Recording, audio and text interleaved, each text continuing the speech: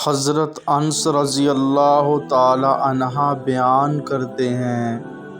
رسول اللہ صلی اللہ علیہ وآلہ وسلم نے فرمایا، تم میں سے کوئی مومن نہیں ہو سکتا حتیٰ کہ میں اسے اس کے والد،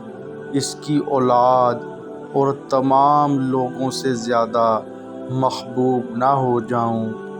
حضرت ابن عمر رضی اللہ تعالی عنہ بیان کرتے ہیں، رسول اللہ صلی اللہ علیہ وآلہ وسلم نے فرمایا، اسلام کی بنیاد 5 چیزوں پر رکھی گئی ہے: گواہی دینا کہ اللہ کے سوا کوئی معبود برحق نہیں، اور یہ کہ محمد صلی اللہ علیہ وآلہ وسلم اس کے بندے اور اس کے رسول ہیں، نماز قائم کرنا، زکوٰۃ ادا کرنا، حج کرنا اور رمضان کے روزے رکھنا۔ حضرت عباس بن عبد المطلب رضی اللہ تعالی عنہ بیان کرتے ہیں، رسول اللہ صلی اللہ علیہ وآلہ وسلم نے فرمایا، جو شخص اللہ کے رب ہونے،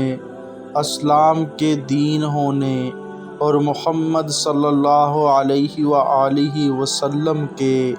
رسول ہونے پر راضی ہو گیا، اس نے ایمان کی لذت کو پا لیا۔ حضرت عمر بن خطاب رضی اللہ تعالی عنہ بیان کرتے ہیں، رسول اللہ صلی اللہ علیہ وآلہ وسلم نے فرمایا، تمام اعمال کا دار و مدار نیتوں پر ہے، ہر شخص کو وہی کچھ ملے گا جو اس نے نیت کی، پس جس شخص کی ہجرت اللہ اور اس کے رسول کی خاطر ہوئی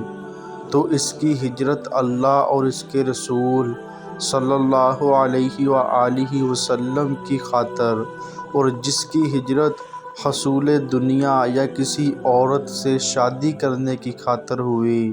تو اس کی ہجرت اس کی خاطر ہے جس کی خاطر اس نے ہجرت کی۔ حضرت ابو ہریرہ رضی اللہ تعالی عنہ بیان کرتے ہیں،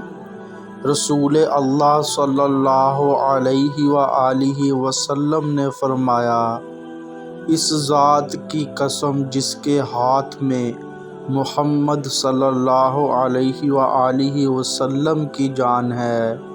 اس امت کے جس یہودی اور عیسائی نے میرے متعلق سن لیا اور پھر وہ مجھ پر اتارے گئے دین و شریعت پر ایمان لائے بغیر فوت ہو گیا تو وہ جہنمی ہے۔ حضرت عثمان رضی اللہ تعالی عنہ بیان کرتے ہیں، رسول اللہ صلی اللہ علیہ وآلہ وسلم نے فرمایا، جس شخص کو اس حالت میں موت آئے کہ وہ جانتا ہو کہ اللہ کے سوا کوئی معبود برحق نہیں تو وہ جنت میں داخل ہوگا۔ حضرت ابو ہریرہ رضی اللہ تعالی عنہ بیان کرتے ہیں،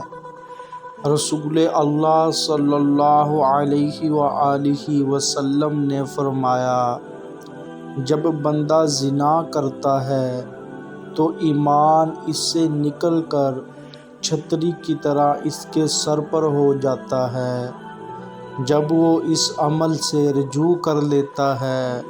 تو ایمان بھی اس کی طرف پلٹ آتا ہے۔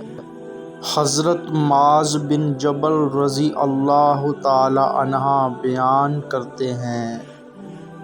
رسول اللہ صلی اللہ علیہ وآلہ وسلم نے مجھے فرمایا،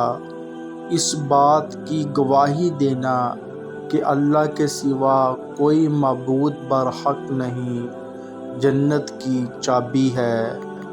حضرت ابن مسعود رضی اللہ تعالی عنہ بیان کرتے ہیں،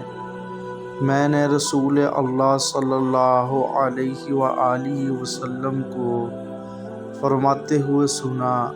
اللہ اس شخص کے چہرے کو تر و تازہ رکھے جس نے ہم سے کوئی ایسی چیز سنی تو اس نے جیسے اسے سنا تھا ویسے ہی اسے آگے پہنچا دیا، کیونکہ بسا اوقات جس سے بات پہنچائی جاتی ہے وہ اس سے سننے والے کی نسبت زیادہ حفاظت کرنے والا ہوتا ہے۔ حضرت ابو ہریرہ رضی اللہ تعالی عنہ بیان کرتے ہیں، رسول اللہ صلی اللہ علیہ وآلہ وسلم نے فرمایا، جب انسان فوت ہو جاتا ہے تو 3 کاموں صدقہ جاریہ، وہ علم جس سے استفادہ کیا جائے، اور نیک اولاد جو اس کے لیے دعا کرے، کے سوا اس کے اعمال کا سلسلہ منقطع ہو جاتا ہے۔